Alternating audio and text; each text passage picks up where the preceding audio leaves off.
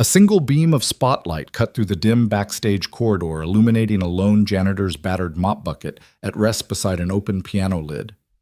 Sam Carter froze mid-step when a loose floorboard betrayed him with a sharp groan, an echo that rippled through the hushed grandeur of Lexington ballroom. Heart-pounding, he darted toward the Steinway, catching a falling velvet glove before it struck the polished keys. In that charged instant, the lustrous black wood of the piano seemed to pulse beneath his fingers as though alive with memory. He steadied himself, breath rasping in his chest, every nerve alight with the electric possibility that tonight would be unlike any other. If this moment gave you chills, let us know in the comments below. Don't forget to subscribe and hit the bell so you don't miss the next thrilling chapter in Sam's journey, where every note carries the weight of a lifetime. Sam Carter eased the glove into his pocket eyes, fixed on the Steinway Model D, as if it were an old friend he hadn't seen in years. The gala was still 2 hours away, yet the hall buzzed with unseen currents. Florists whispered about centerpieces. Waitstaff rehearsed silverware placements, and a lone violinist tested a single crystalline A. Sam wiped his palms on the worn cloth at his side, each pass uncovering a sheen of lacquer that shone like glass beneath the overhead chandeliers.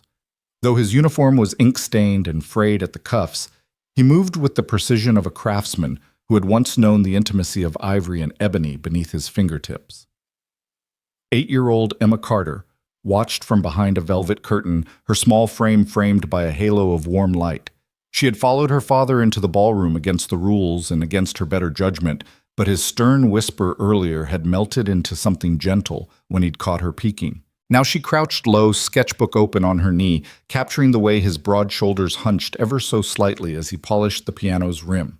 Her pencil scratched secretively, immortalizing each whispered curve and shadow. A sharp voice cut through the bustle. Carter. The event coordinator, Miss Whitman, materialized with her clipboard held like a shield. Miss Shaw will be arriving soon. The piano must be flawless. Her tone was businesslike, and Sam simply nodded, a motion he'd perfected to avoid confrontation. He returned to his work, the microfiber cloth gliding in an almost reverent arc across the lid, each stroke echoing with unspoken longing. Emma adjusted her grip on the sketch pad, her pencil pausing over a half-finished rendering of her father's calloused hands. She remembered the nights when Sam would gently coax her into slumber with Chopin's Nocturne played on an old upright, before the hospital gowns, before grief, before cleaning halls replaced concert halls. She flicked a glance at the grand piano as if sensing the weight of its history stored in every polished knot. A ripple of laughter skated across the floorboards. Sam stiffened, cloth held mid-air. He turned to see Richard Blythe descending from the VIP balcony. Silver hair gleaming, ego brimming. Blythe surveyed the scene with a predator's grin. "Remarkable, isn't it?" he drawled, voice dripping with disdain. "Our janitor here treating that piano like a long-lost lover." A handful of staff tittered. Sam's jaw tightened, but he remained silent. Emma's pencil resumed its rhythm, sketching Blythe's smirk into oblivion. Blythe inhaled theatrically, then leaned over the balcony railing. His next words dripped with malice. "I wonder if he'd play us a tune. Or is that beyond his pay grade?" Laughter rolled like thunder through the staff quarters, and Sam's fingers curled instinctively around the cloth. He inhaled, chest rising in a controlled beat, then still air. Blythe, expecting fresh jibes, found only Sam's steady gaze. "Do you even know what you're touching?" Sam's voice was quiet, but it carried. The mocking staff fell mute, curiosity blooming in the hush. "This," he said, placing a gloved hand on the piano's side, "is a Steinway Model D 9 feet of Sitka spruce, grown for resonance, 17 layers of maple, bent for strength, 12,000 moving parts. It costs more than your yacht and holds more stories than your column ever will." Blythe's mouth fell open, and for the first time that evening, Sam allowed himself a small exhale. Without waiting for a reply, he pivoted and returned to his polishing, each pass more purposeful than the last. Emma watched in awe as her father embraced the piano's curve as though offering comfort to a wounded companion. Moments later, the double doors swung wide. A hush fell as Victoria Shaw, the gala's host and a titan of the philanthropic world, entered her presence like a current of silk and steel. She paused at the piano eyes tracing the gleaming surface, then flicked a glance toward Sam. Though their distance spanned polished marble, the look she gave him was intimate and questioning. Sam met her eyes for a heartbeat, then dipped his chin in respect before turning away. He ushered Emma to the wings with a gentle hand on her shoulder. "You okay?" he asked softly. She nodded, pencil clenched like a talisman. "It's not just wood, is it?" she whispered. Sam smiled. "No, kiddo. It's a part of who I was and maybe who I can be again." The gala manager signaled their cue, and Sam gathered his cloth and bucket. He moved with quiet dignity, no longer invisible but not yet seen. Emma tucked her sketchbook under her arm, her eyes bright with pride. As they stepped into the corridor's shadows, Sam's heart thrummed with a promise tonight would mark the revival of buried music, the reclamation of lost dreams, and the beginning of a legacy far greater than linens and centerpieces. Silence trailed them like an afterimage, heavy with anticipation. Sam Carter, the janitor, with a war-scarred past and a daughter at his side, was about to step into a spotlight he'd never sought but could no longer deny. Sam Carter moved through the ballroom before the gala began with the sort of quiet precision most people reserve for private grief.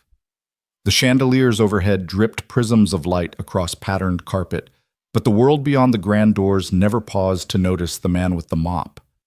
To everybody else, he was just Sam, the janitor, a single dad who quietly tidied up, spilled wine, swapped out trash bags, and grease-stained his coveralls as he polished silverware for the evening's crowd.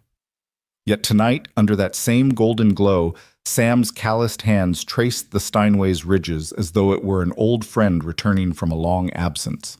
He lifted the lid to give it one last gentle sweep, his fingers skimming the polished wood with a tenderness no one had ever witnessed before.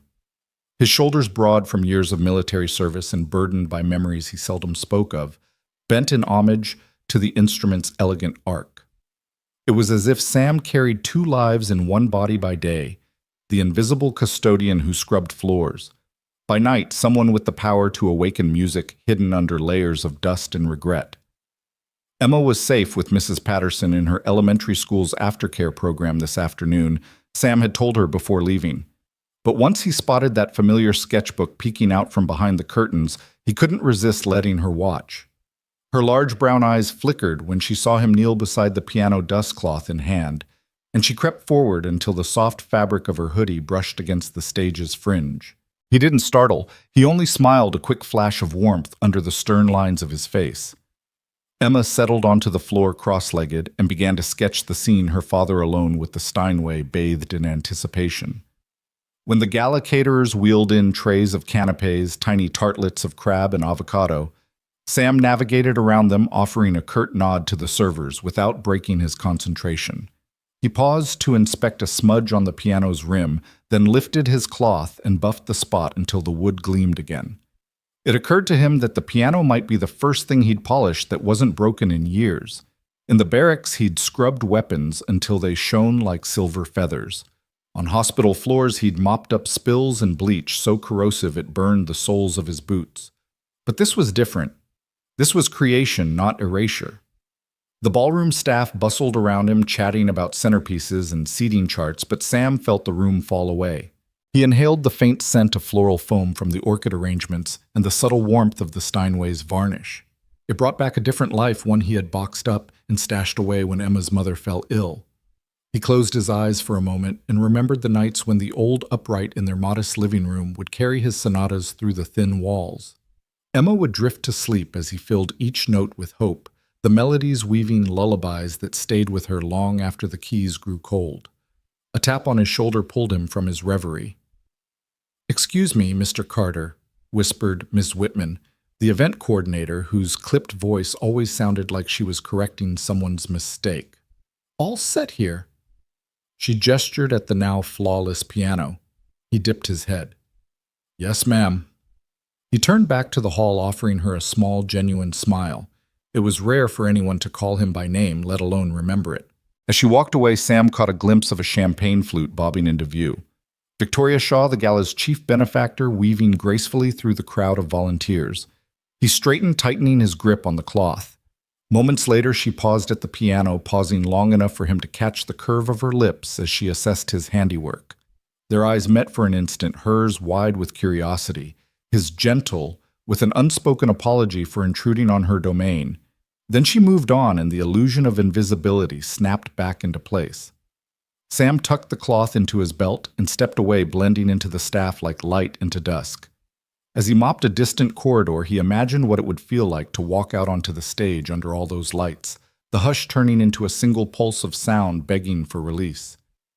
He shook the thought off. He was the janitor, not the maestro. His place was here behind a curtain, ensuring the show could go on without a hiccup. In the grand foyer outside, guests in tuxedos and evening gowns chatted about stock trades and boardroom battles, oblivious to the man who made the evening possible. Sam paused by a velvet rope and straightened it with the back of his hand, blinking against the swirl of perfume and laughter. A passing senator raised his glass in the air, gesturing at the room. "Extraordinary Jones," he said to his companion. "Every detail is flawless." Sam swallowed hard, his throat closing around the promise that lectures on perfection now felt hollow. He remembered the moment during basic training when his drill sergeant told him that clean floors and disciplined routines could save lives in combat. It was true then, and it applied now, except life stayed saved in the solemn hush of this grand hall, long after shells and sirens faded. The difference tonight was the steady thrum of something that felt like possibility. Across the room, a table of socialites circled a silver urn of coffee, speculating on the evening's headlining speaker. Sam caught snippets, philanthropy plans, new library wings, scholarship funds, all noble causes, he told himself, but none spoke the truth. He felt in his bones that music could speak when words fell short. He rounded a pillar to find Emma perched on a low bench, idly tracing her sketch with charcoal smudges along the edges. He knelt beside her, and she looked up, eyes breaking with a shy smile. "You're great at it," she whispered, holding up the page. In thick strokes, she had drawn him at the piano silhouette, slicing through the stage light like a hymn. Underneath, she'd written, "My hero needs to be seen." He reached out, brushing a stray hair from her forehead. "You're my greatest audience," he said quietly.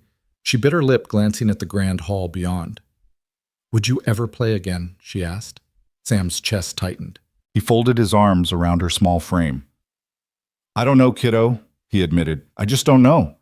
She leaned into him, chin against his chest. The din of guests filtered through the doors, but here in that shadowed alcove, the world was still.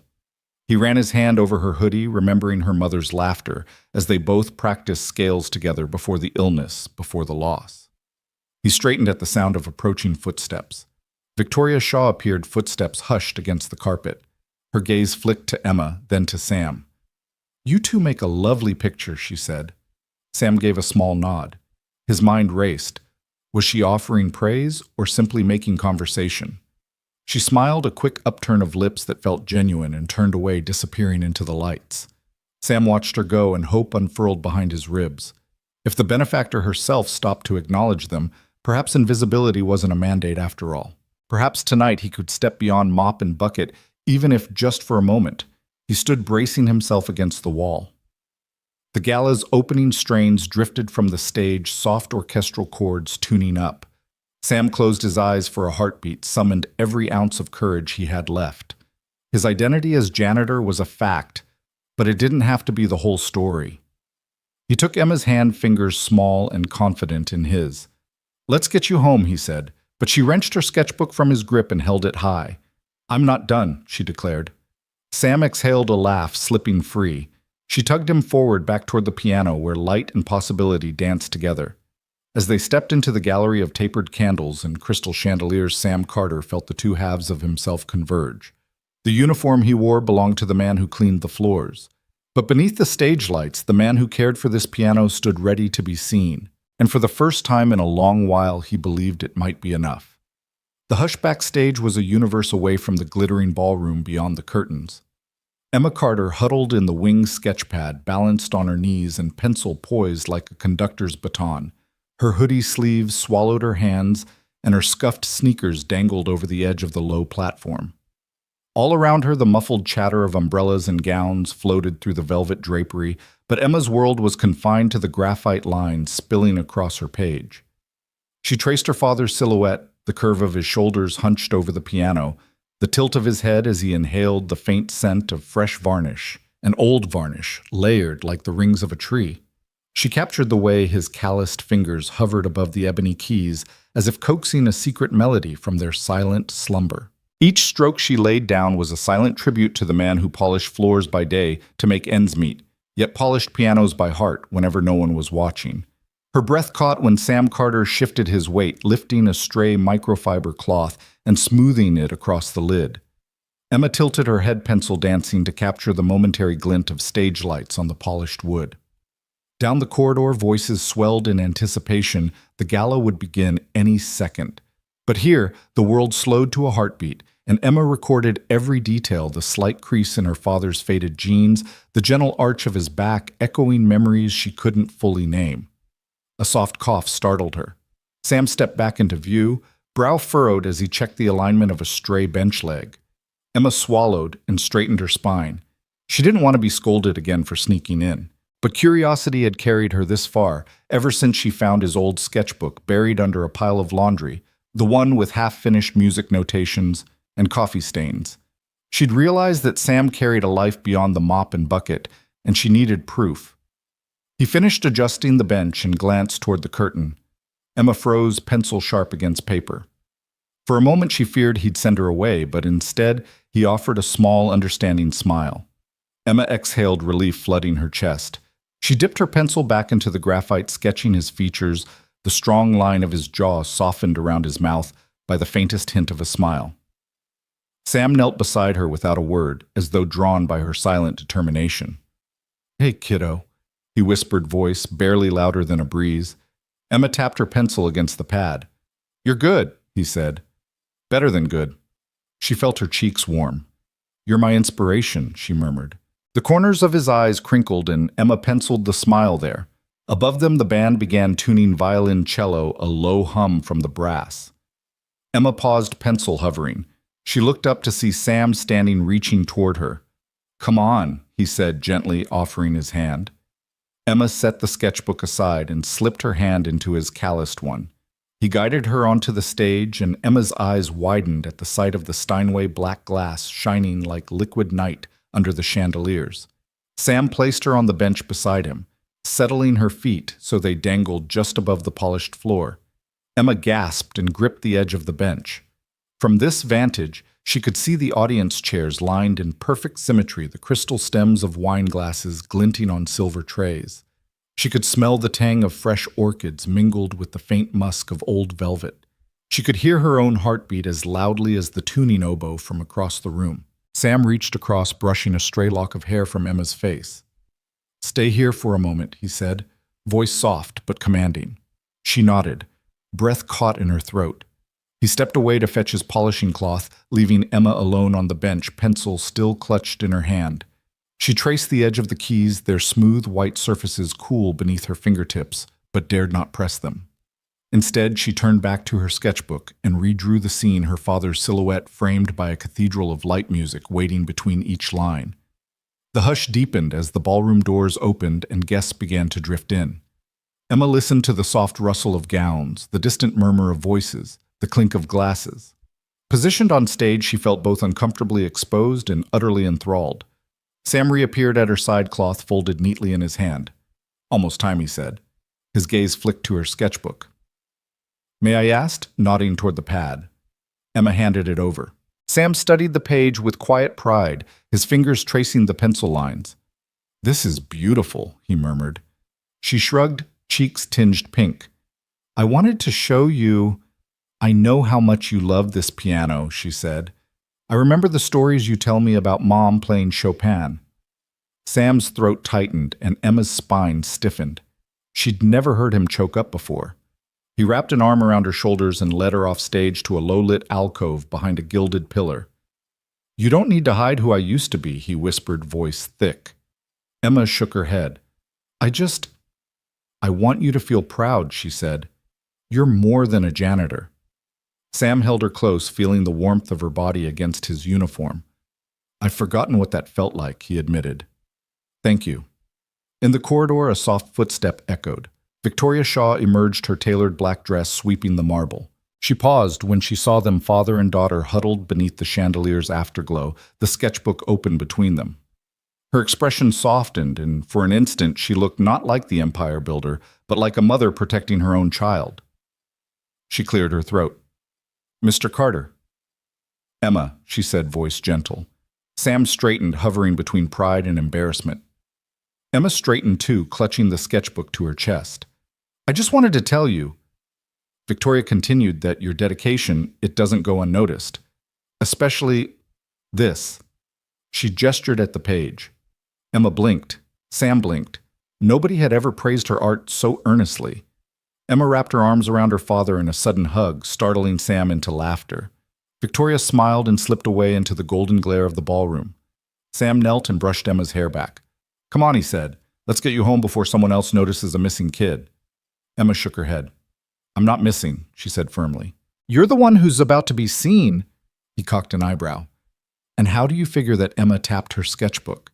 "Because this is just part of the story," she said, voice sure. "And people need to know all of it." Sam rose and offered her his hand. Together they stepped away from the pillar toward the awaiting gala. Emma's sketchbook clutched like a roadmap to a future where no part of Sam's life would stay hidden in the shadows. The murmur of conversation swelled to a gentle roar as guests drifted into Lexington ballroom champagne flutes, tinkling in the soft electric light. Somewhere nearby, the string quartet tuned their instruments in a delicate counterpoint, but all of that drifted away the moment Richard Blythe cleared his throat above the din. He stepped down from the VIP balcony with a predatory gray silver hair catching the chandelier glow and cast a slow appraising glance at Sam Carter, kneeling beside the Steinway. Emma, clinging to her sketchbook in the wings, watched in frozen fascination as Blythe's lips curved into a smirk. "Look at him," Blythe announced, voice rich with condescension, caressing that piano like a long-lost lover. His words struck the air like a whip crack. A few servers tittered, pressing their palms to their mouths in nervous laughter. Others shifted, uncomfortably aware that their role was to stay unseen. Emma's pencil snapped to attention, graphite scratching abruptly across paper, one of her delicate lines blurring into an impromptu smudge. Sam's hand froze on the polishing cloth.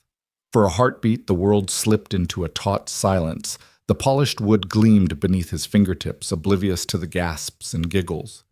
He straightened slowly, cloth in hand, trying to anchor himself against the tidal wave of ridicule. In the hall beyond, guests paused mid-step, heads turning at the unexpected interruption. A cluster of socialites in sequined gowns exchanged glances, part intrigue, part shame for having been party to the critic's mockery. Emma pressed herself against the curtain, heartbeat thrumming in her ears. She remembered her father's stories of boot camp and battlefield discipline, where a harsh word could cut deeper than any wound. This was different, but the pain felt just as sharp. She traced a trembling finger across the page of her sketchbook, as if she could erase Blythe's cruelty with one stroke. Instead, she watched her father rise, each inch of height reclaimed with quiet dignity.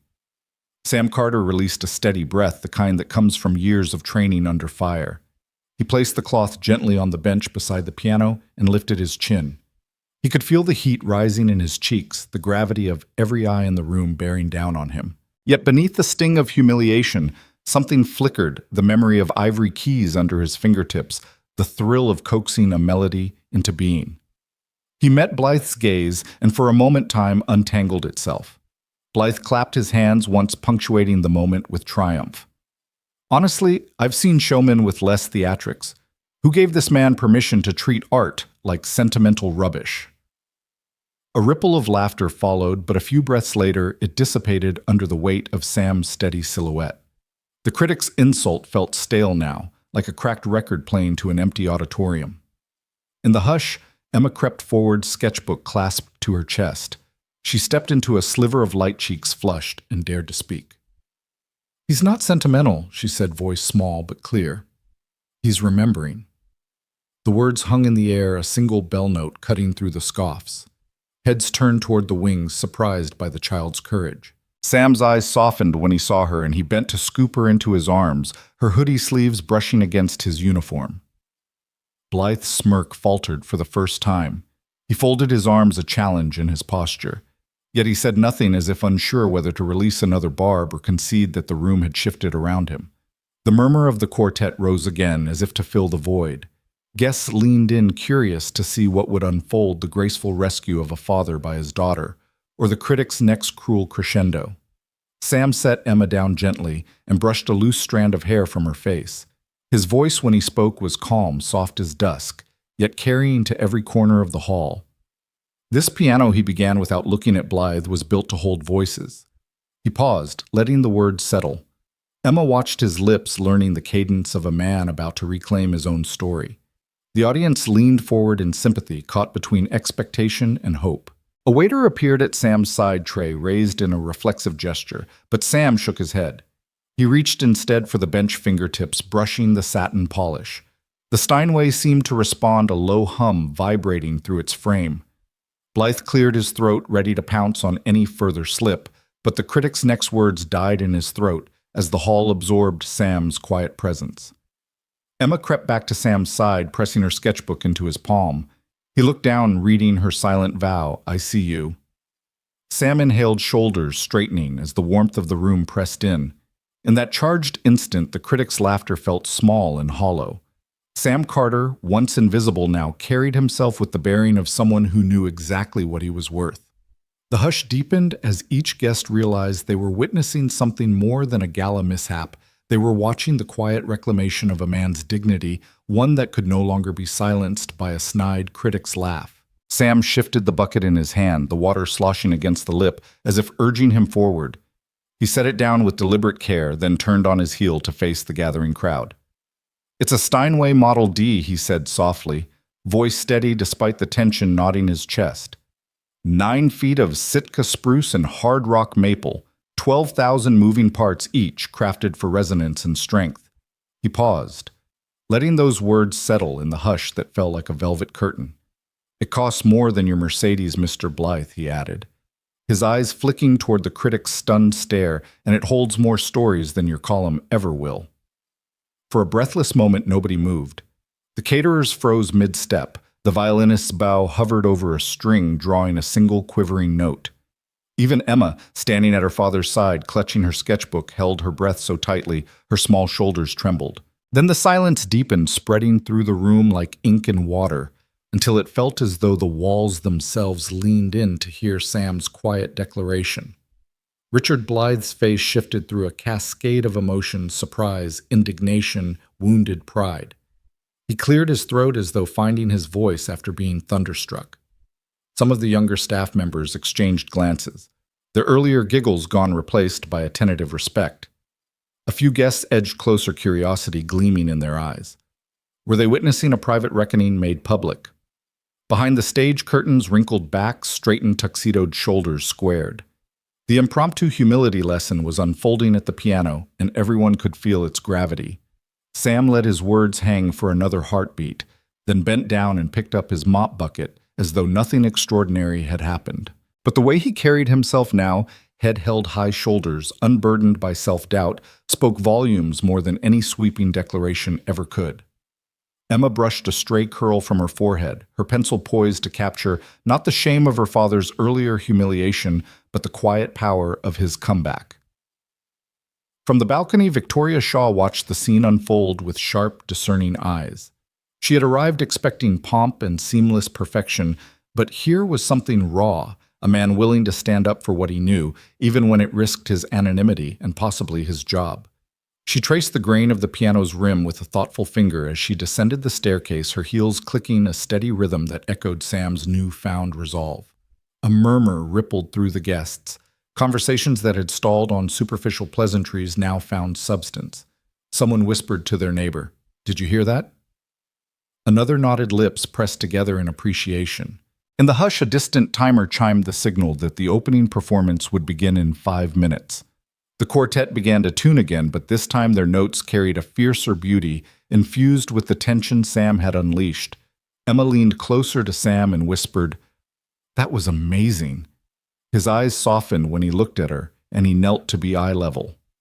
She pressed her sketchbook into his hand. The page was smudged with graphite and hope. "You see me, Dad?" she said, voice warm with pride. He smiled, tucking a lock of her hair behind her ear. "Always," he replied. The critic, for his part, recovered a sliver of composure. Blythe raised a single eyebrow and murmured, "Well, I suppose facts do matter." His tone lacked its earlier arrogance, more a grudging concession than genuine humility. When he turned to join the guests, it felt less like a retreat and more like a course correction. He walked past Sam without a word, but the stiffness of his posture spoke of the respect grudgingly earned. Sam dusted off his hands and glanced at the piano for the first time in years, as if seeing it anew. He recalled the last time he'd performed on a grand instrument, an elegant recital hall in Vienna, the applause echoing like distant thunder. He remembered the thrill that had coursed through him when the audience rose to their feet, and the heartbreak that followed when he walked away from the stage, trading concerts for custodial carts. He had hidden that past behind a mop's handle and a job that demanded invisibility. Yet here, under the soft glow of crystal chandeliers, he realized that invisibility was no longer his refuge. It was his cage. Footsteps tapped on polished marble. The event coordinator approached, clipboard in hand, cheeks flushed with excitement. "Mr. Carter," she stammered. Voice low. "The doors open in 2 minutes." "The guests will be seated." Sam nodded, offering her a reassuring smile. She held his gaze as if searching for some hidden reassurance, then scurried off to prepare the stage. Sam took a deep breath, letting the moment ground him. Victoria stepped up beside him, eyeing the sketchbook in his hand. "May I?" she asked softly. Sam extended it with a nod. She examined Emma's drawing, her father kneeling beside the piano, captured in charcoal silhouette. Victoria's lips curved into a genuine smile. "She has talent," she observed.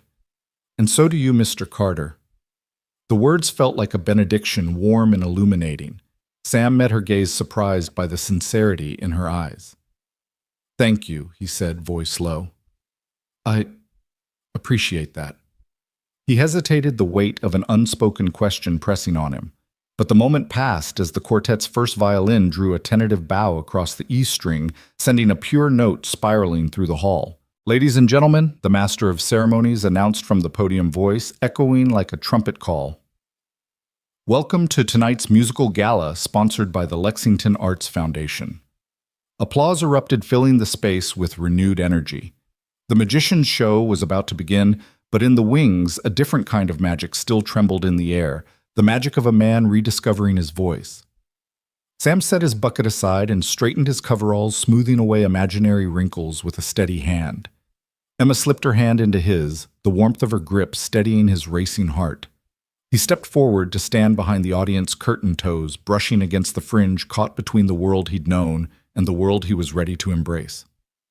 As the curtains parted, revealing the stage bathed in soft white light, Sam watched the quartet's opening chords bloom into the hall like the petals of a night-blooming rose. Each note carried its own resonance, and he felt the piano's heartbeat pulse through the floorboards.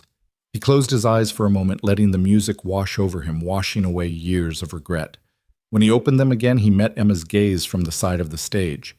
She nodded a silent promise that she believed in him. He nodded back a vow that this time he would not retreat. The world beyond the piano keys was watching, and he was ready to step into the light he'd once feared. Sam took a final breath and stepped away from the curtain, leaving behind the bucket and the shadows.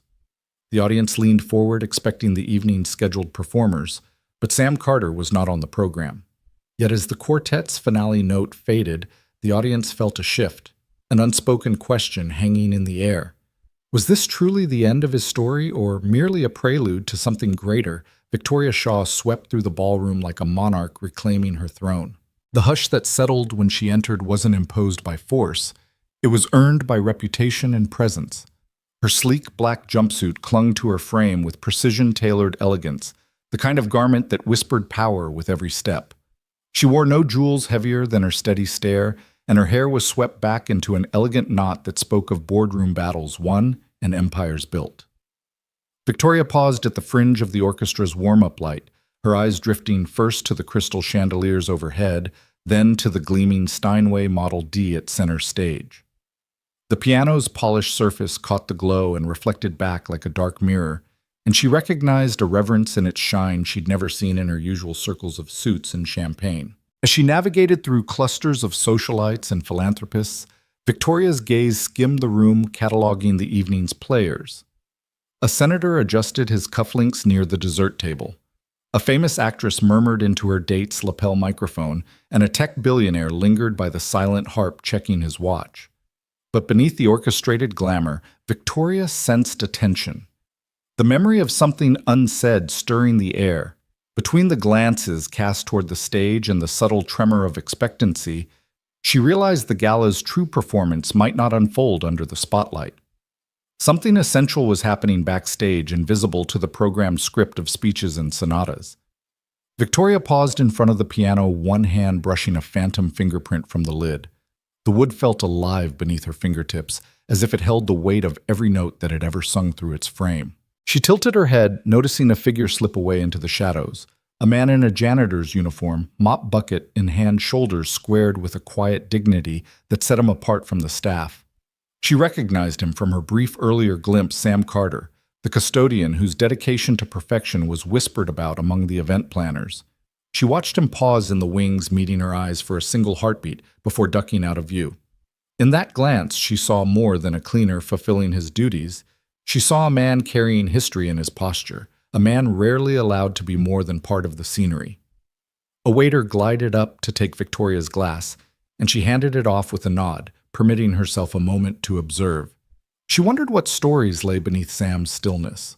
A performer might bask in applause, an executive might crave headlines. But this janitor moved with restraint, as though every step held a secret. The chords of the opening quartet shifted from tuning notes to first measures of Mendelssohn, and Victoria felt the room tilt toward decorum. Yet her attention remained fixed on the shadow where Sam had disappeared. She allowed herself a small, curious smile. Emotions were liabilities in her world, yet curiosity was the kindest sin she permitted herself tonight. Victoria drifted deeper into the crowd, exchanging polite nods and soft greetings, yet her eyes continuously flitted back to the stage wings. Each time a server passed by, she blocked their path and whispered a question. Where did Mr. Carter go? He was just here. The servers exchanged nervous glances. She was the patron of this gala, after all, but offered only vague directions backstage corridor or behind the curtains. Unsatisfied, Victoria excused herself from a senator's tale of international finance and slipped through a narrow side passage marked staff only. The corridor was dim, lined with thick velvet drapes that absorbed the ballroom's applause like mourning shrouds. She reached the staff area, where a single bulb cast a pool of light over buckets of cleaning fluid and stacks of unused linens. Sam stood by the edge of the stage, mop in hand, shoulders relaxed, yet alert. There was no trace of embarrassment on his face, only a calm collectedness Victoria found refreshing. She cleared her throat gently. Mr. Carter? She called, voice steady. He turned surprised but composed. The fluorescent light softened the edges of his uniform, revealing faint lines of fatigue around his eyes, lines that spoke of long nights and responsibility beyond a job description. Ms. Shaw, Sam replied, dipping his chin in a respectful nod. He set his mop aside as though instinctively knowing it would be awkward between them. Victoria stepped forward until the bustle of the ballroom was muted behind the drapes. I wanted to thank you, she said, choosing her words with precision, for the care you've shown this piano. It's the centerpiece of tonight's gala, and I've never seen someone treat it with such reverence. She paused, measuring the effect. Sam's eyes flickered with courtesy and something deeper surprise, perhaps, that a billionaire would notice him. Sam straightened, scanning her face. It's more than just wood and strings, he said, voice low. It carries memories. It carries the music that built this hall and the dreams people hope to bring here. He waited, watching her reaction. Victoria studied him, realizing that in one quiet exchange, the hierarchy that governed her world had shifted. She had spent decades commanding spaces. But here was a man whose quiet devotion held more gravity than any of her endowments. A muffled trumpet fanfare from the main hall signaled the gala's commencement, the first note of formality. Sam glanced toward the curtain, then back at Victoria. If you'll excuse me, he murmured. She caught his arm before he turned away. No, she said, surprising herself. Stay. He hesitated, mop bucket casting a small shadow between them. Victoria stepped closer, lowering her voice. Tell me your story, not as a janitor, but as the man who chooses to care. Her tone lacked the boss's edge. It was softly insistent, a genuine request that drew on the vulnerability she kept locked away from most. Sam met her gaze, his expression unreadable for a heartbeat that stretched long enough to echo the quiet between them. Then he exhaled, seeming to decide that a janitor's courage was worth more than invisibility. "All right," he said, brushing a hand through his hair. "But not here." He gestured toward the side door marked Green Room. Victoria nodded, curiosity flaring bright. She followed him past linen carts and empty water bottles into a small rehearsal space where the quartet had left their music stands and a single chair glowed under a lone spotlight. Emma peeked around, the cornered sketchbook in hand. Her father caught her eye and offered a reassuring nod. Victoria's gaze softened as she watched the two of them, the janitor and his daughter, sharing a private moment amid the gala's pomp. Her own pulse quickened, not with the thrill of business conquests, but with something gentler, the invitation to witness a human story unfurl. She stepped fully into the room, shutting the door on the glittering ballroom behind her. The spotlight pooled on the Steinway's keys, and Sam gestured to the carved legs of the piano, as though introducing a loved one. Emma settled beside him, proud and patient, ready to learn. Victoria crossed her arms, leaning against the wall like a student settling in for an impassioned lecture. The gala's queen had arrived, but tonight the true sovereign of the evening was not the woman who built empires. It was the humble janitor who held the power to transform silence into music, to remind even the wealthiest audience that the heart's quiet truth outshines the brightest chandelier. Sam guided Emma through a narrow corridor lined with crimson drapes, each step muffled against the plush carpet. The distant hum of conversation and clinking glasses faded behind them, replaced by the muted thrum of his own heartbeat. They paused beneath a single spotlight that slanted through a crack in the curtain, painting Emma's face in soft gold. Sam knelt, folding his coat so it wouldn't brush against her hoodie, and reached into his pocket. He held out a tiny charm, a silver music note barely larger than his thumbnail. Emma's breath caught as she recognized it, the same charm she'd once found tangled in a tangle of keys in his old leather notebook. He pressed it into her small palm. "Music isn't always heard," he whispered. Voice hushed against the backdrop of hushed anticipation. Emma's fingers curled around the cool metal, and tears glistened at the corners of her eyes. "It remembers what's been lost." Sam added his thumb, brushing her knuckles. She nodded slowly, blinking away the sparkle of emotion. The charm felt heavy in her hand, as if it carried centuries of unsung melodies. Behind them, a stagehand opened the doors, and the first guests began to drift in their laughter, filtering through the curtain like the first notes of an overture. Sam stood, slipping an arm around Emma's shoulders and drawing her close. "Promise me you'll keep this safe," he said softly. "And remember, every time you feel lost or scared or lonely, you can hold on to this because music holds on to you too." Emma leaned into him, pressing her cheek against his coat. "I will," she whispered. "But what if I forget?" Sam smiled, gazing down at her with the gentle patience of a teacher. "Then I'll remind you," he said. He stepped back, sweeping a hand toward the stage. "Come on, let's find our seats before anyone notices we're missing." They emerged into the ballroom just as the opening chord of the quartet reverberated through the hall. Emma's fingers closed around Sam's hand so tightly her knuckles turned white. He led her past rows of polished chairs, slipping into the shadows beside the stage. She perched on a cushioned stool he'd pulled from a nearby stack, tucking her legs beneath her. Sam crouched beside her, resting one arm on his knee. "I want you to remember something," he said, eyes fixed on the bowed heads of the violinists tuning their strings. "Music isn't just sound. It's memory, emotion, and every whisper of the heart. It's the way your mother used to hum when she thought nobody was listening. It's the last lullaby she sang you, the song I never got to finish for her." Emma watched his jaw tighten, but he swallowed the lump in his throat before continuing. "Every time you play, you bring a piece of who you are into the world," he told her. "You're sharing your story, and you're letting other people feel theirs. That's why tonight, no matter what happens, you need to trust that if you ever choose to play, it will matter." Emma's brow furrowed. "But I'm only 8. What if I mess up?" Her voice was small, laced with the same insecurity Sam had once carried into the wings on countless evenings when she'd begged him to let her try a single note. He reached over and tucked a stray curl behind her ear. "Messing up is part of the music," he said. "It's how we learn where the melody lives. Remember when we practiced that simple scale last week and your fingers kept missing the C sharp? You got frustrated and wanted to quit. Emma nodded, recalling the tears she'd shed when the note wouldn't ring true. But then you slowed down, listened to the note you wanted, and found it. Sam continued, "That moment when you finally landed on the right key, that was you remembering your strength. That's exactly how music remembers you." Emma considered this, staring at her hands. The charm lay heavy in her palm, as though pulsing with promise. She tucked it into her pocket and met her father's gaze. "Do you think... could I ever play for real?" she asked quietly. Sam's eyes softened into something like wonder. He placed a gentle hand on her shoulder. "Of course you could.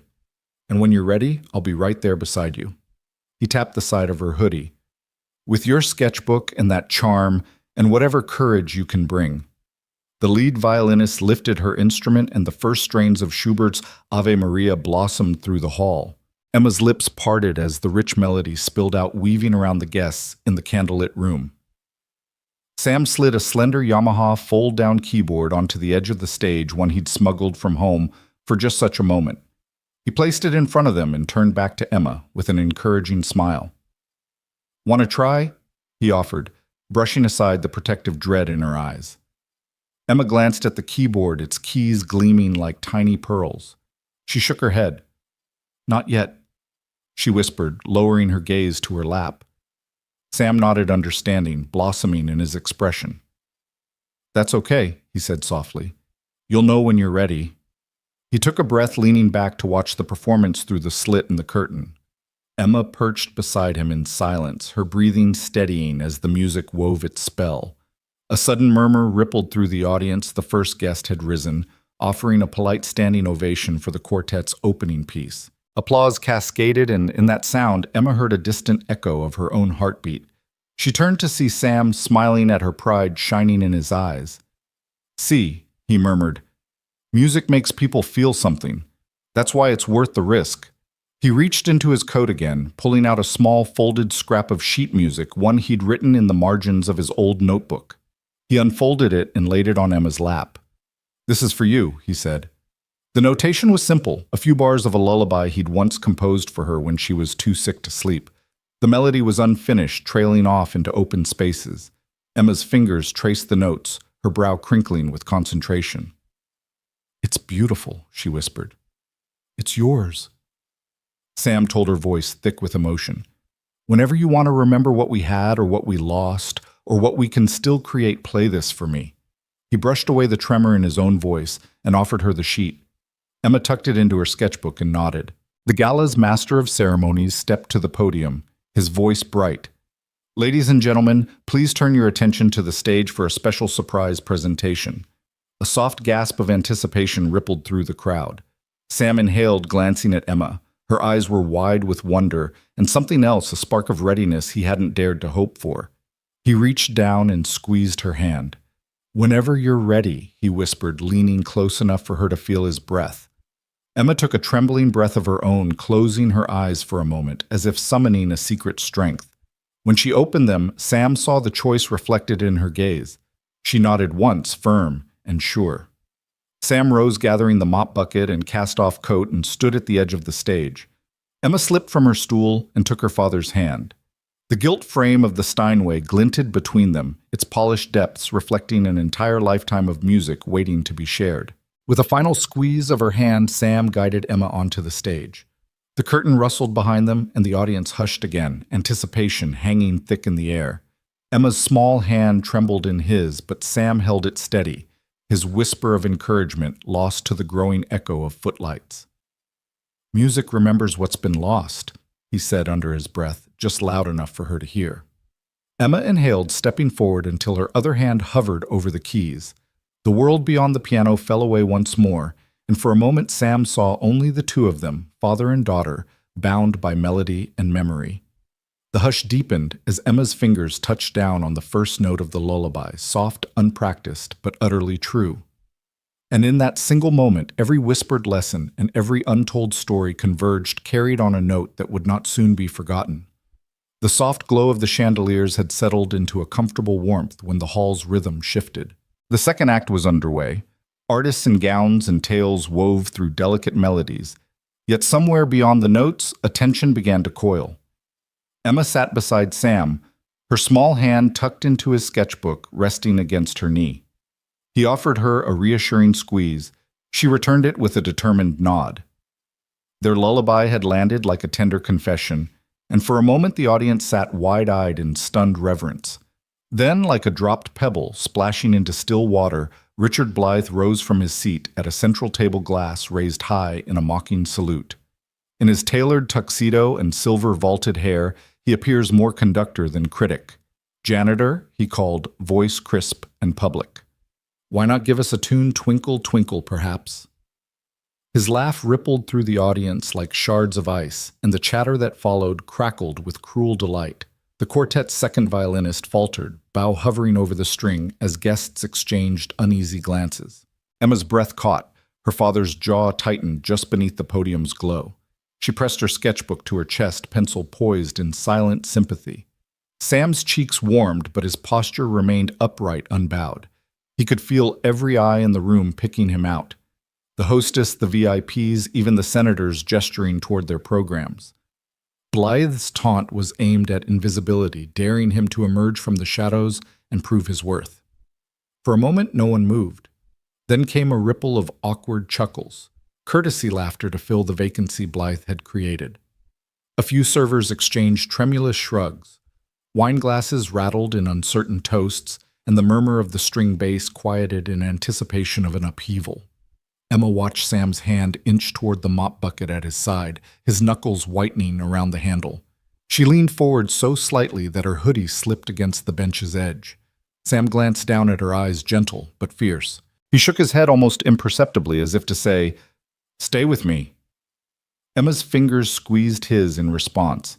He took a breath as though inhaling a storm, then turned his gaze to the center of the floor, where Blythe still stood triumphant. The critic's glass caught the candlelight glittering like a lure. "You speak so eloquently about this instrument," Blythe taunted, stepping closer until his voice resonated like the crack of a whip. "Surely you know a scale or two. Come on, show us something. Even a child's melody would be charming."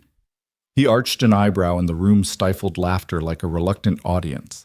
Sam's lips pressed into a firm line. Behind him, Emma's pencil drooped pencil tip, grazing the blank page as she waited. A heartbeat later, a single decisive clap rang from the front row. Emma followed the sound with her eyes and saw Victoria Shaw rise from her seat, placing her pristine wine glass atop the stage's edge with deliberate calm. The rim of the glass caught the light and sent a slender beam into the critic's face. The room fell instantly silent, the hush swelling until it felt as though every breath in the hall hovered on the brink of discovery. Victoria held Blythe's gaze with the same unblinking confidence that had built her corporate empire. "Enough," she said, voice low but unmistakable. The single word carried the authority of someone who understood power not as noise but as presence. Blythe shifted, caught between irritation and respect, and for the first time he lowered his glass. Sam drew in a slow breath. He set his mop bucket aside, and every spectator leaned in, sensing that tonight's true performance had begun. Emma clutched his hand, her courage kindled by Victoria's intervention. She raised her head and met her father's eyes. He gave her a small, encouraging nod. A soft rustle passed through the crowd as Victoria stepped away from her seat and moved toward the stage. She glided across the polished floor in silent authority, her black jumpsuit flowing behind her heels, clicking with a measured rhythm. When she reached Sam's side, she reached down and placed her hand over his. The unexpected warmth of her touch ignited the hush into something alive. A breath held a world paused. "Mr. Carter?" she said, voice intimate enough for him alone yet resonant throughout the hall. "Would you honor us with the music you spoke of earlier, the music that remembers?"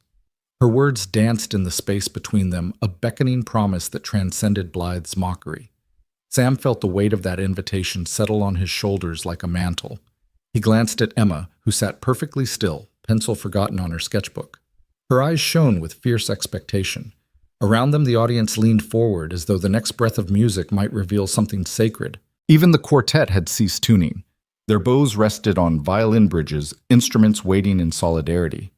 Sam nodded once, a gesture both humble and resolute.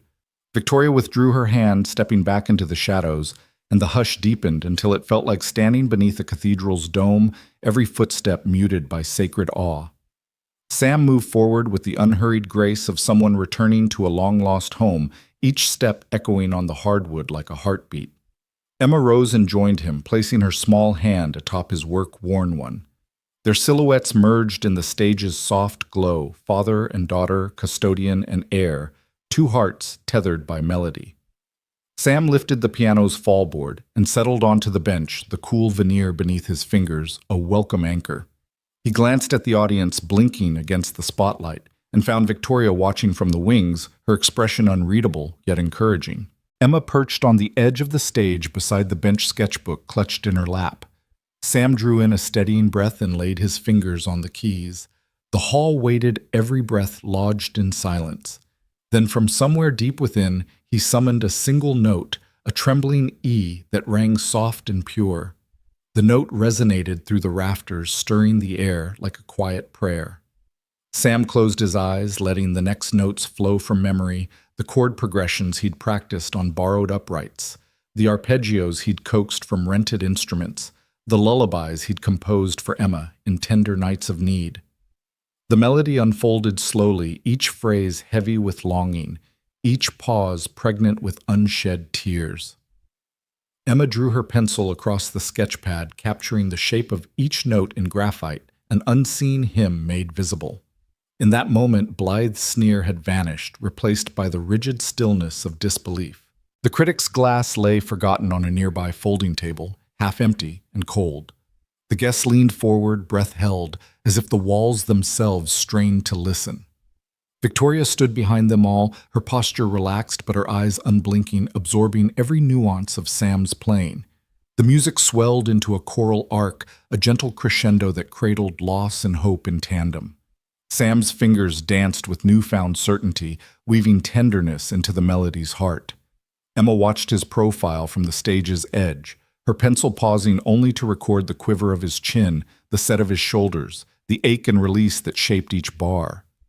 When the final note hung, suspended an echo of silence itself, the room exhaled in unison. The hush shattered like glass, replaced by a roar of applause so genuine and fierce it felt like redemption. Sam opened his eyes to see the audience on its feet, tears glistening on cheeks both young and old. He rose from the bench, eyes brimming, and allowed himself a small nod of acknowledgement. Emma darted onto the stage, flinging her arms around his legs in a triumphant embrace. He scooped her up, her laughter ringing over the clamor of clapping hands. Victoria descended the steps and joined them, her smile radiant and free of the usual corporate polish. She wrapped an arm around Sam's shoulders and leaned in, speaking words unheard by all but him. Sam looked out at the stunned crowd, philanthropists, critics, socialites, all witnesses to the quiet truth he'd unveiled. In their faces, he saw astonishment, respect, even humility. The gala's script had been rewritten on the spot, not by speeches or formal performances, but by a dare that dared to be answered and by a woman brave enough to step in when mockery threatened to steal the moment. As the applause rippled through the hall, Sam held Emma close, the charm she wore glinting at her neck. He understood now that tonight's true performance had never been about perfection or pedigree. It was about remembering loss, remembering hope, and remembering the courage it takes to reclaim a voice buried beneath silence. And in that remembered music, an invisible man found himself seen at last. Sam Carter's pulse thrummed in his ears as he stood just beyond the fringe of the stage's velvet curtain. The applause from the quartet's encore still rippled through the hall, but all of that faded when he met Emma's wide, expectant eyes. Her small hand gripped his with the quiet insistence of a tether. She needed him here now. He set his polishing cloth on the sideboard with deliberate care, as though laying down armor before battle, and lifted his chin until the stage lights caught the faint gleam in his eyes. His first step onto the polished wood sounded like a drumbeat in the hush that fell. Each echo carried the weight of every moment he'd hidden, every backstage sweep, every aisle, mopped, every shadow he'd slipped through. Now the silence leaned in around him, curious and hungry. He could feel it pressing against his uniform, warm as the breath of 1,000 strangers waiting to discover who he really was. Emma slipped beside him, her dress sneakers brushing the stage floor. She glanced up at him, eyebrows lifted in both pride and gentle concern. Sam nodded once, a small gesture that passed between them like an unspoken vow. Then he inhaled, tasting the air scented with orchids and polished wood, and planted both feet firmly as though staking a claim. The lights blazed brighter, threading through the chandelier prisms and scattering rainbow flecks across the rows of seated guests. Sam swallowed, having almost forgotten how bright a spotlight could be. The audience leaned forward, tuxedos and gowns shimmering in soft anticipation, their programmed excitement shifting to raw curiosity. Somewhere to his right, Richard Blythe's silver hair glinted as the critic raised an eyebrow, half in disbelief, half in challenge. Sam took another step, the stage beneath him alive with reverberations. He felt each footfall like an exclamation point. This was no longer about cleaning a piano. It was about reclaiming a voice buried under years of survival. He allowed himself a moment to appreciate the grandeur, the vaulted ceiling that arched overhead like a cathedral, the carved wood panels that had witnessed the rise and fall of countless performances, the hush that had settled like sacred dust. Emma followed, drawing her own breath deep enough to make her small chest swell. She carried her sketchbook in one hand, pencil clipped to the cover. Sam had taught her that art could capture truth in silence, and tonight her presence here affirmed his own truth. He glanced at her and saw tears glinting on her lashes. Not tears of fear, but of pride. He reached a polished Steinway bench, its glossy sheen reflecting the stage lights in muted arcs. Without breaking his stride, Sam eased onto the bench, the wood settling under his weight with a faint creak. He removed his hand from Emma's and turned, motioning for her to perch on the stool beside him. She sat, knees tucked neatly beneath her, clutching her sketchbook, as though it held all their shared memories. Sam steadied his breathing, his heart pounding in sync with the faint pulse of the grand hall. He rested his hands on his thighs, feeling the worn leather of his gloves brush against his coveralls. He glanced up at the audience, finding Victoria Shaw in the front row. She watched him with an intensity that felt like understanding. Her posture relaxed, her gaze steady, as if she too had been waiting for this moment. Across the aisle, Blythe sat rigid, his critic's mask slipping for an instant as Sam's presence erased the lines of derision from his face. The senator at table 3 set down his wineglass, leaning forward as though drawn by a magnetic force. A famous actress caught her date's arm to hush him, her eyes wide with genuine intrigue. The gala's meticulously planned program had been disrupted, and a new story was unfolding in real time. Sam exhaled, closing his eyes for a heartbeat. He could feel the grain of the piano's ivory and ebony just inches from his fingertips. He remembered the first time he'd pressed a key in his childhood home, the way the vibration had shuddered through the floorboards and into his bones. He remembered the applause in recital halls and the hush that followed when he'd step away. He remembered the grief that had silenced him, a silence he'd carried like a wound. Emma placed her small hand lightly on his shoulder, a gesture so delicate it felt like a prayer. Sam opened his eyes and caught her gaze. She nodded once, as if giving him permission to speak the words he'd been holding inside. He swallowed, and then with a steadying breath he reached forward and lifted the fallboard. The piano waited like an old friend awakened from slumber. The keys gleamed, each one a promise of sound, of memory, of stories waiting to be told. Sam's gloved fingertips hovered above the first octave, trembling only slightly. The hush deepened, stretching until every guest seemed to hold their breath, waiting to hear the music that would speak for him. Sam pressed down on a single key, middle C. The note rang pure clear, resonating through the air like a beacon. A single ripple of sound knocked against the velvet hush and carried into the wings, where the stagehands paused in mid-task. He allowed the note to bloom, rising into the rafters and drifting back down like a whispered secret. He leaned into the piano, eyes half closed, and pressed the next note. Then the next. The melody unfolded tentatively at first, a simple motif, almost mournful in its honesty, as though each phrase were a confession. His fingers moved with deliberate care, coaxing out the hidden tremors of the piano's soul.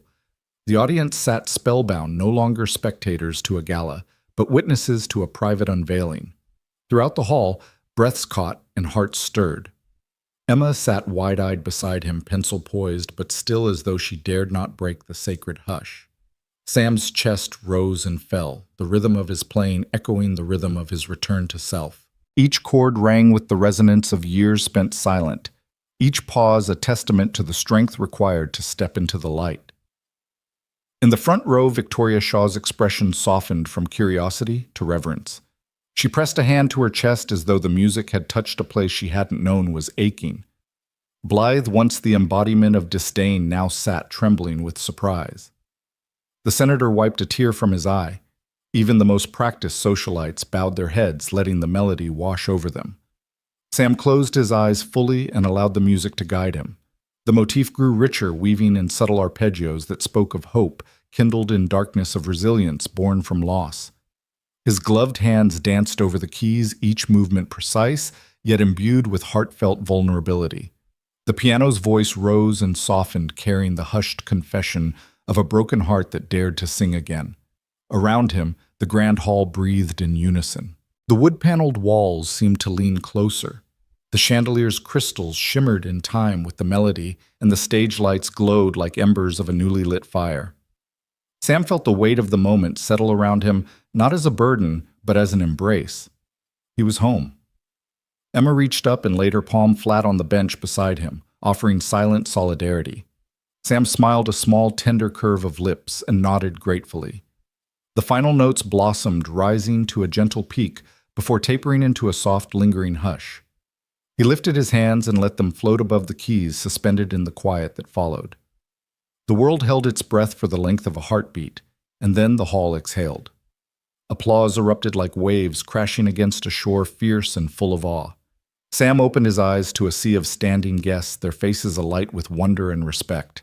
The encore had arrived, unbidden, an outpouring of gratitude for the truth he'd offered. Sam rose from the bench, shoulders steady, and turned to Emma.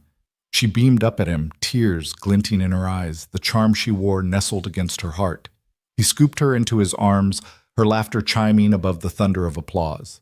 Together they faced the audience, the janitor and his daughter, no longer hidden, walking into the light they had earned at last. Sam's fingers hovered a moment above the keys, gathering something deeper than practice or perfection, an echo of bedtime lullabies, a tremor of unshed tears. Then he pressed the first note, soft, deliberate, a single C that hung in the air like a whispered secret. It trembled for an instant as though uncertain it belonged before blooming into the next note, an E, gentle and yearning. The audience leaned forward as though drawn into a confession that bypassed words altogether. Emma watched in awe as her father eased into the melody he'd kept locked away for so long. There were no showy flourishes, no rapid-fire scales or dramatic arpeggios to impress. Instead, each bar felt like turning a page in a private journal. The ballad unfolded with a delicate elegance, each phrase infused with grief for the loss he'd carried and hope for the promise of new beginnings. In every rise and fall of his right hand, you could hear the memory of Emma's first cry, the ache of her mother's absence, and the steadfast determination to keep moving forward. The hall itself seemed to hold its breath. Crystal chandeliers shimmered overhead, their prisms catching the candlelight and scattering it across the polished floor. The rich oak walls, carved with scenes of past triumphs, now bore witness to something more intimate, a man rediscovering his own heart in a single haunting melody. Guests seated in front paused mid-clink, champagne glasses forgotten, as the music washed over them in waves. Somewhere near the back, a senator dabbed at the corner of his eye, his wine glass trembling in his hand. At table 5, a socialite pressed her fingertips to her lips, eyes glistening. Richard Blythe sat unmoving in the VIP row, arms folded, jaw clenched. The critic who had waged war with words all evening now looked disarmed, his smirk replaced by a brittle stillness. Sam's ballad rendered all analysis futile. There was no clever turn of phrase in art criticism fine enough to dissect a soul laid bare by melody. Blythe's notebook lay closed on his lap, the pen forgotten as he struggled to capture a feeling that defied description. Victoria Shaw rose from her seat and crossed her arms, her sharp gaze melting into something like reverence. She remembered the first time she'd heard a piano in her mother's grand drawing room, how the notes had filled her like sunlight through stained glass. Now she felt the same warmth and recognition sweep through her as if Sam's ballad had reached across social aisles and corporate boardrooms to speak directly to her own hidden longings. She closed her eyes briefly, letting the music stir the places she'd long ago learned to keep silent. On stage, Sam's left hand wove a gentle counterpoint, warm, steady chords that cradled the fragile melody above. Emma shifted on her bench, pencil in hand, but she didn't draw. Instead, she pressed a finger to her lips in concentration, letting the music paint pictures only she could see moonlit nights, when her father had hummed to her by the nightlight, hospital corridors where he'd tiptoed to the piano in the dead of night, the empty apartment where every note had once felt like both a refuge and a reminder of what was gone. As the ballad climbed, Sam's shoulders rose in a silent crescendo of emotion.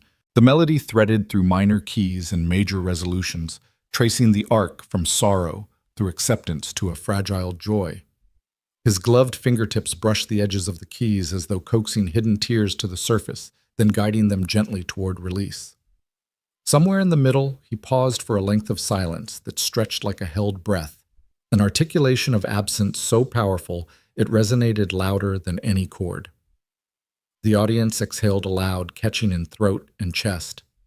Then Sam returned to the melody's final reprise this time, with a warmth that felt like sunrise breaking through storm clouds.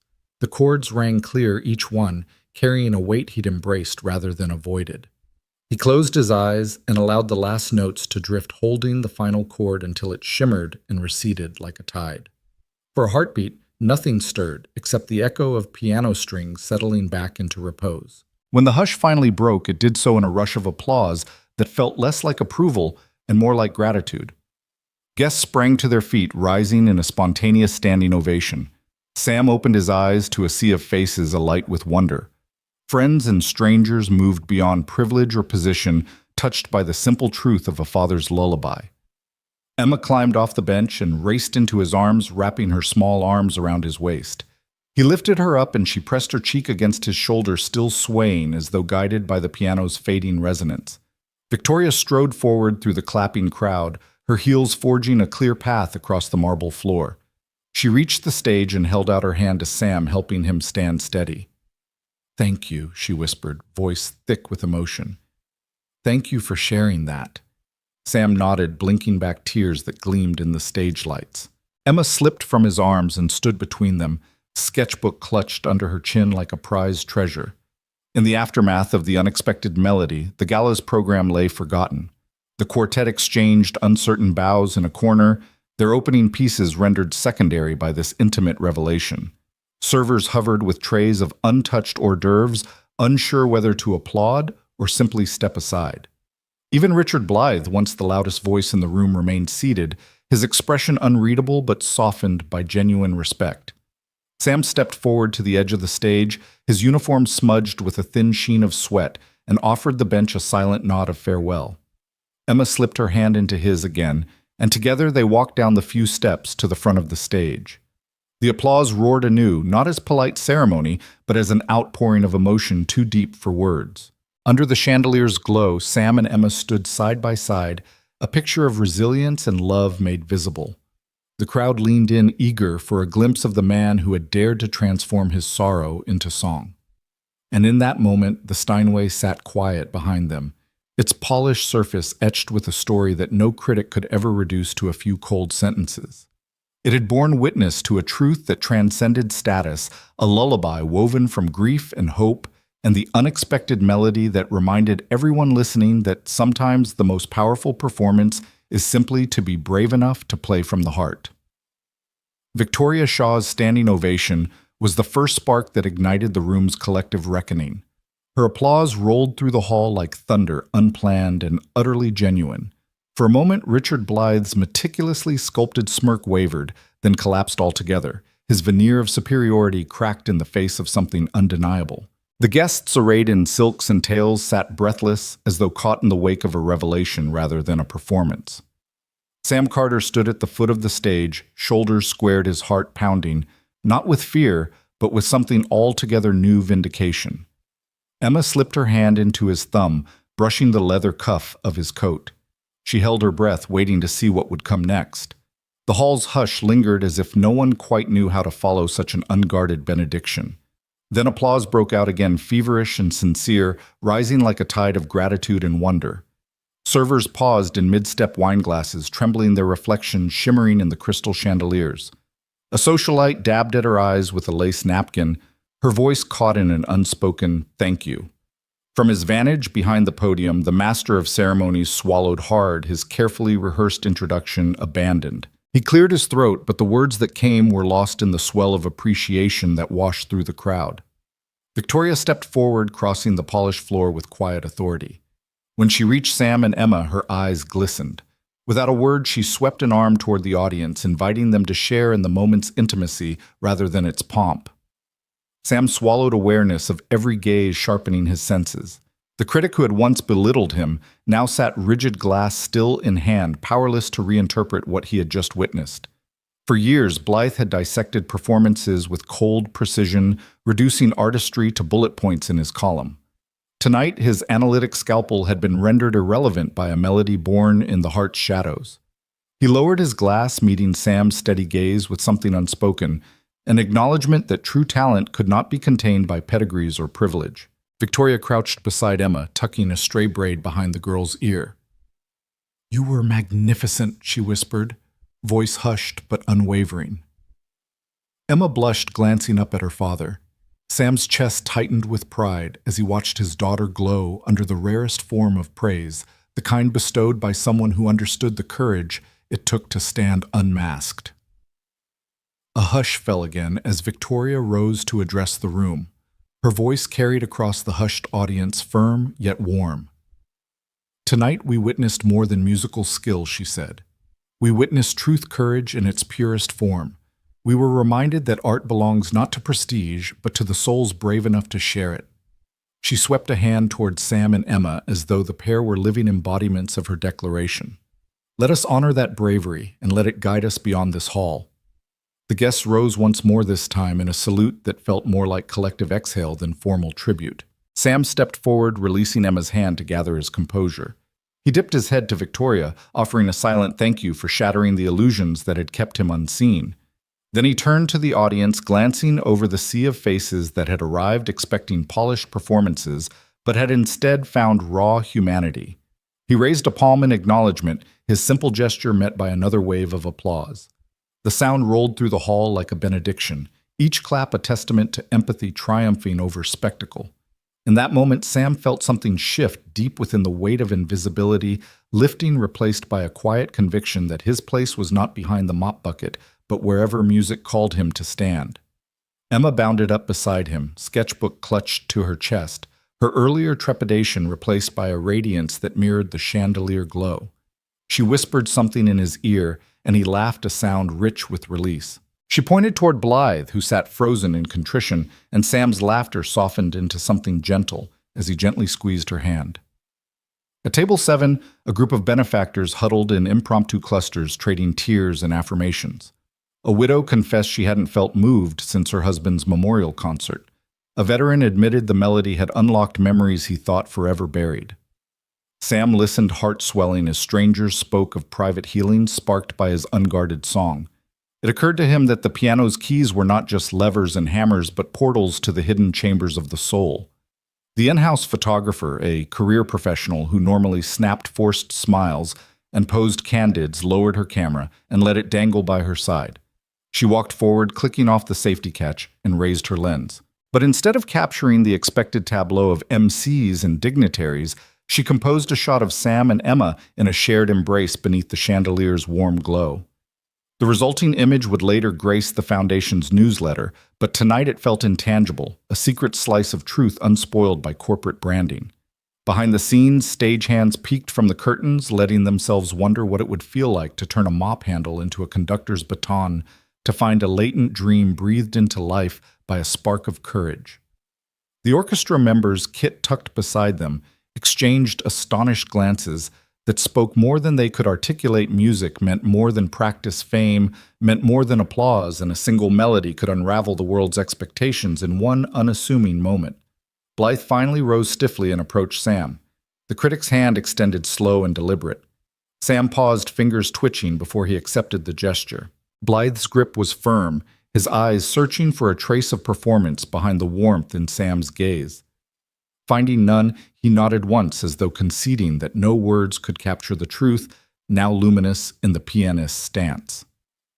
"Thank you," Blythe said softly, an admission more potent than any scathing review he'd ever penned. Sam inclined his head, offering a curt smile that blended respect with quiet defiance. The critic turned away, slipping back into the ranks of guests, now redefined by a single honest performance. Victoria cleared her throat, drawing everyone's attention once more. As we resume our evening, she announced, voice resonating through the hall's vaulted arches, let us carry this moment forward. Let the melody you heard tonight echo in every act of kindness, every note of collaboration, and every silence filled with empathy. She raised her glass in a final salute, eyes glimmering with unshed tears and renewed purpose. Sam stepped back Emma at his side and watched the gala's tide wash away pretense. He realized that while the evening's applause would fade, its impact would endure in whispered reminiscences and private piano benches and in the courage of those who witnessed a janitor teach the world how to listen. His own illusions, the ones that had bound him to anonymity, lay shattered at his feet, fragments glinting like diamonds in the chandelier light. Emma looked up at him, eyes alight with unspoken plans and uncharted possibilities. He knelt beside her, lifting her chin so they could look into each other's eyes. "We did it," he whispered. Her grin was all the confirmation he needed. The gala's finale swelled once more, but Sam and Emma had already heard their true encore, the awakening of every listener's heart to the power of honest music and the grace of a voice reclaimed. The door to the old chapel creaked on its hinges, a sound that felt like the first breath of a place awakening from a long sleep. Sunlight slanted through tall, stained glass windows, painting the dust motes in ribbons of ruby and sapphire. Sam Carter paused in the threshold, Emma's hand warm in his as he took in the rows of wooden pews, now repurposed into seating for small ensembles. The pulpit had been cleared away, and in its place sat a polished baby grand piano, its lid propped open like a welcoming smile. Victoria Shaw stood nearby, arms folded, watching their reactions with a mixture of pride and anticipation. "I wanted a space where music could really live," she said, voice echoing softly against the vaulted ceiling. Not the grand concert halls, this place felt more honest. It's closer to where people's stories begin. Sam nodded, stepping forward and trailing his hand along the piano's rim. He remembered the first time he'd pressed keys in a cramped practice room, the tremor of possibility coursing through him. Now that same pulse thrummed beneath his fingertips as he lifted the fallboard and let the keys glint in the morning light. Emma slipped onto the bench beside him, sliding her sketchbook into her backpack. Victoria led them past a stack of folding music stands and scattered instrument cases. "I've spoken with the foundation board. They're fully behind a series of free community workshops, veterans, school kids, anyone who's ever needed a place to feel seen." She smiled at Emma. "And you'll get first pick of drawing spots." Emma grinned and ducked her head, cheeks pink.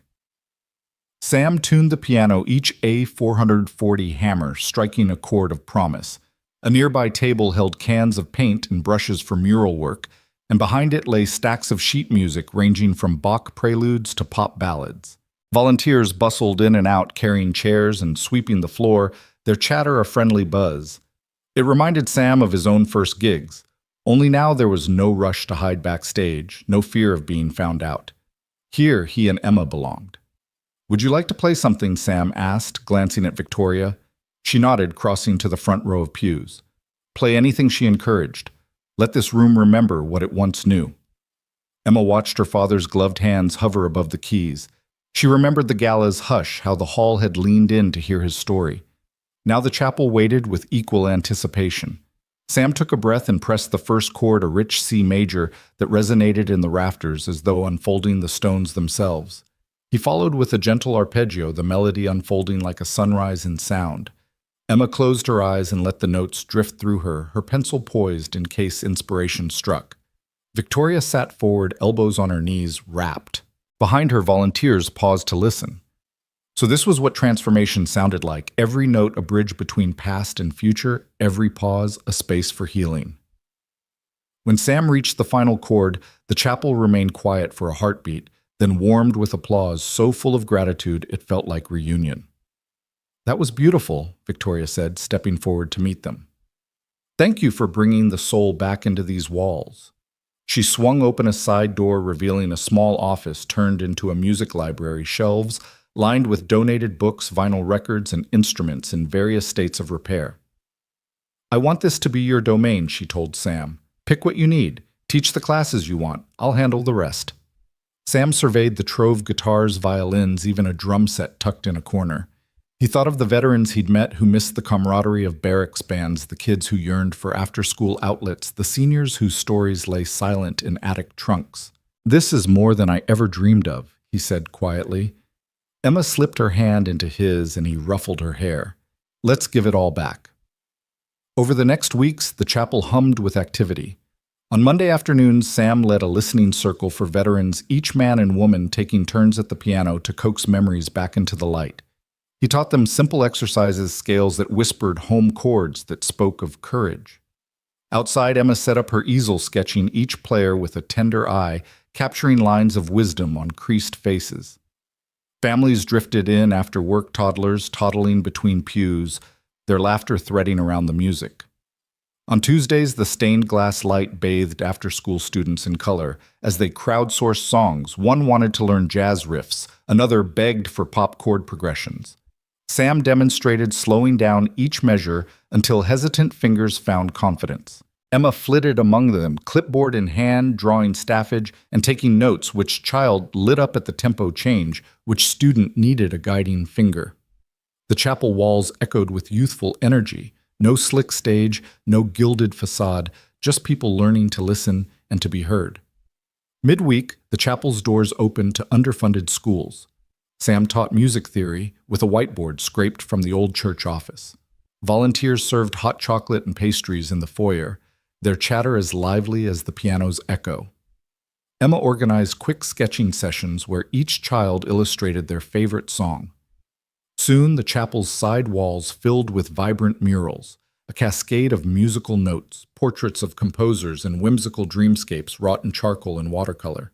The dusty chapel had become a gallery of second chances. On Thursday evenings, Victoria herself led a patrons' practice, inviting local donors to mingle with students and veterans. She stood at the back, wine glass in hand, chatting with community leaders who once only cared about gala guest lists. Now they asked about Emma's drawings, about which veterans had mastered their first chords, about how many kids had shown up that week. Sam saw her sparkle in ways he'd never seen under the harsh lights of boardroom dinners. This was warmth born of purpose, not profit. Friday mornings brought gentle solos.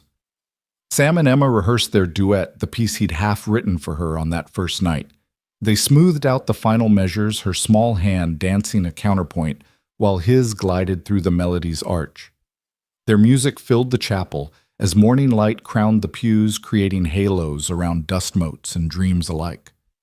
After they finished, Emma looked up breathless. "Do you think people will ever stop listening?" she asked. Sam smiled, sweeping a lock of hair from her eyes. "I think they always will, as long as we keep reminding them why." On weekend afternoons, tourists and curious passers-by ambled in expecting dusty pews and a stale echo. Instead, they found a living community hub. The baby grand sharing space with a cello doubled as a welcome sign, a small bulletin board advertising upcoming chapel concerts and family music nights. Emma greeted them at the door, sketchbook in hand, offering free postcards bearing her own drawing of the chapel's stained glass rose window. Visitors lingered over cups of tea, listening to senators and street artists share a bench, their barriers dissolved by the simple truth of shared melody. One evening, as twilight deepened, Victoria returned to find Sam alone at the piano, hands poised but unmoving. Emma sat beside him, perched on a cushion, head resting on her father's shoulder. Victoria slipped in quietly, her heels silent on the carpet. She watched them for a long moment, letting the hush surround her before stepping forward. "You've done something extraordinary here," she whispered. Sam rose, closing the fallboard with a soft click. Emma hopped to her feet, hugging his waist. Victoria knelt to meet Emma's eyes. "Your drawings have already inspired more than I could imagine," she told her. Emma's grin was shy but proud. "Thank you for letting me help." Victoria rose and looked from Sam to Emma and back again. "This is just the beginning," she said, voice full of promise. "I want to fund a scholarship in Sam's name, one that sends underprivileged students to music camps and covers instrument rentals for families who can't afford them." Sam's eyes widened. Emma gasped. He reached out, taking Victoria's hand with gratitude. "I don't know what to say." Victoria winked. "Just let me handle the paperwork. You two just keep making music." They spent the rest of the evening walking through the empty chapel. Emma pointed to her murals explaining each element, the broken piano keys mended by rainbow chords, the marching notes symbolizing veterans' marches home, the lulling crescent moon cradling a violin's silhouette. Sam listened, his heart full, realizing the chapel had become theirs, a haven where stories once forgotten were retold in melody and sketch, where every visitor could find a place to belong. Before leaving, they paused beneath the largest stained glass window, a kaleidoscope of saints and symbols now refracted into something new by the chapel's second life.